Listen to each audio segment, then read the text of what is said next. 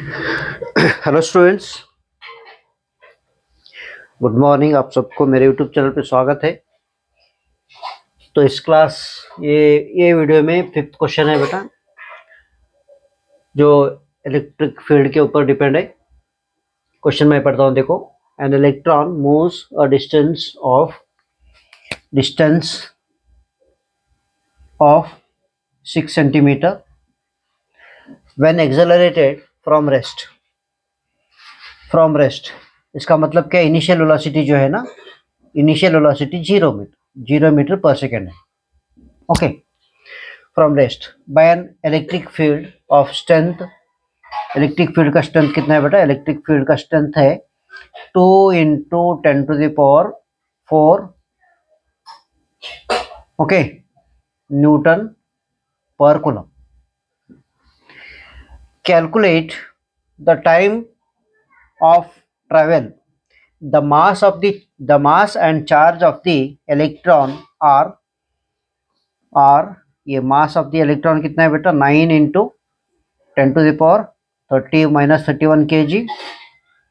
और चार्ज जो E equal to कितना है बेटा? 1.6 × 10⁻19 कूलम। तो हम यहाँ क्या फाइंड करना है? देखो, an electron moves distance of 6 centimetre when accelerated from rest by an electric field. Okay, electric field of strength, हाँ ठीक है। तो इसका मीनिंग क्या है? यहाँ पे एक इलेक्ट्रॉन है। क्या है बेटा? ये एक इलेक्ट्रॉन है। ये इलेक्ट्रॉन जो है ना, यहाँ पे एक इलेक्ट्रॉन है, ठीक है। ये इलेक्ट्रॉन क्या कर रहा है? इलेक्ट्रिक फील्ड के अंडर में क्या कर रहा है? ये मूव हो रहा है। ये इलेक्ट्रिक फील्ड इधर मूव हो रहा है, ठीक है। तो यहां से यहां तक कुछ डिस्टेंस कवर किया है। डिस्टेंस यस ले लो। इसका एक एक्सेलरेशन ये रहता, लेकिन ये रेस्ट से स्टार्ट हो रहा। तो रेस्ट का स्टार्ट हो रहा का मतलब क्या? इसका इनिशियल वेलोसिटी 0 है। इसका इनिशियल वेलोसिटी 0 है, ठीक है। तो यहां से यहां जाने के लिए टाइम कितना लिया, वो फाइंड करना है हमको, ठीक है बेटा। तो यहाँ पे गिवन डाटा मैं लिख लिया ऑलरेडी। तो यहाँ मैं गिवन डाटा क्या है बेटा? सोल्यूशन लिख लो।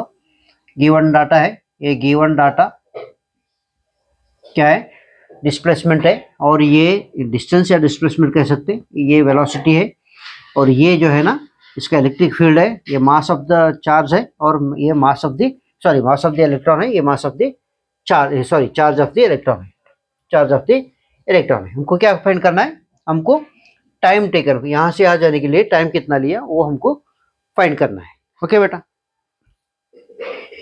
चलो। तो यहां पे फाइंड करने के लिए क्या करना है पहले? चलो, तो यहां पे इलेक्ट्रिक फोर्स है। तो इलेक्ट्रिक फोर्स कितना है बेटा? सो यहां पे फोर्स ऑन इलेक्ट्रॉन क्या है? F इक्वल टू क्या है? ये E, और ये E है, ठीक है। तो यहाँ पे न्यूटन्स लॉ के हिसाब से F इक्वल टू क्या है बेटा? F इक्वल टू ma है। F इक्वल टू ma है। तो ये चार्ज और इलेक्ट्रिक फील्ड ऐसे रहेगा। तो ये इक्वेशन से हमको क्या फाइंड करना है? इलेक्ट्रिक एक्सेलरेशन फाइंड करना है। एक्सेलरेशन हमको फाइंड करना है। तो मास लिख लो यहाँ पे, ठीक है। मास लिख लो। तो यहाँ पे डिस्टेंस भी थोड़ा चेंज करना है। ये सेंटीमीटर में है, तो मीटर करने के लिए 10⁻⁻² से मल्टीप्लाई करना है। तो ये मीटर बन गया। ओके बेटा, चलो। तो हमको क्या करना है? इसमें वैल्यू सब्स्टिट्यूट कर लो। क्या सब्स्टिट्यूट करना है? ई का वैल्यू कितना है? ई का वैल्यू है, तो a इक्वल टू 1.6 × 10⁻⁻19। और ये बड़ा ई का वैल्यू क्या है? 2 × 10⁴। और मास कितना है? 9.1 × 10⁻31। ओके बेटा, तो ये सारे सब्स्टिट्यूट करने के बाद हमको एक एक्सेलरेशन मिलता है। एक्सेलरेशन का वैल्यू कितना है बेटा? यहाँ पे एक्सेलरेशन का वैल्यू है 9.8 × तो इसको सिंप्लीफाई करने के बाद ए का वैल्यू कितना आता है 9.8 इंटू 10⁻⁻7 मीटर पर सेकेंड स्क्वायर। तो ये मिल गया हमको एक्सेलरेशन। ओके, क्या फाइंड करना है बेटा? एक्सेलरेशन फाइंड करना है। ये एक्सेलरेशन हो गया, ठीक है। तो अब क्या करना है, कौन सा इक्वेशन यूज करना है हमको? हम इक्वेशन, यहाँ पे इक्वेशन कौन सा यूज करना है बेटा? इक्वेशन जो न्यूटन्स का कौन सा इक्वेशन फाइंड करना है हमको? न्यूटन का इक्वेशन है। न्यूटन का कौन सा इक्वेशन है? फर्स्ट या सेकंड है? ठीक है, सेकंड इक्वेशन है। कौन सा है? हाँ, s equal to u t plus half a t square.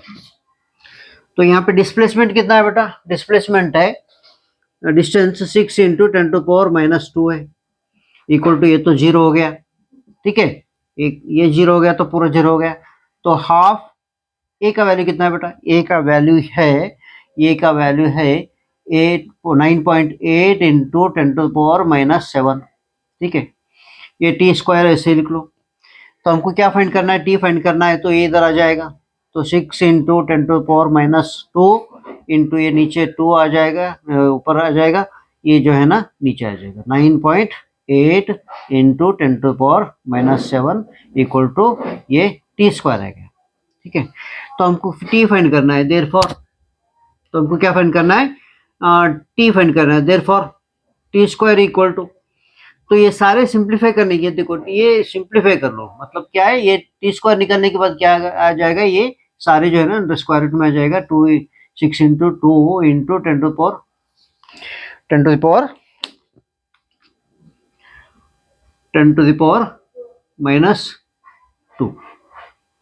Okay बेटा, तो ये नीचे क्या आ जाएगा? 9.8 इंटू 10⁻⁻7, ओके, -7।